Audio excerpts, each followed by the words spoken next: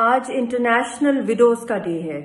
یہ دن میں ڈیڈیکیٹ کرتی ہوں مقبوضہ جموں کشمیر کی ان خواتین کو جن کے شوہروں کو شہید کر دیا گیا یا غائب کر دیا گیا، وہ ویڈوز، وہ ہاف ویڈوز جو اپنی جنگ، اپنی فیملیز کی جان بچانے کے لیے، ان کی سلامتی کے لیے، اپنی تحریک آزادی کی جدوجہد کے لیے جو قربانیاں دے رہی ہیں وہ امورٹل ہیں، اور یہ دن انہی کے نام میں کرتی ہوں۔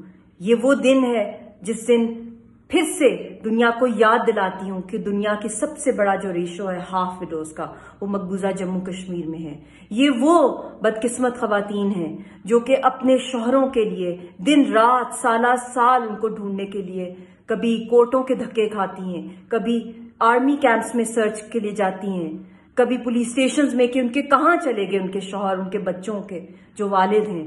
اسی طرح وہ ہاف مدرز ہیں، وہ ہاف آرفنز ہیں، وہ بچے جو تڑپ رہے ہیں، جو یتیم ہو گئے اس کانفلکٹ کے اندر ہندوستان کی بلٹ سے۔ تو آپ ان سب کو یاد رکھیں۔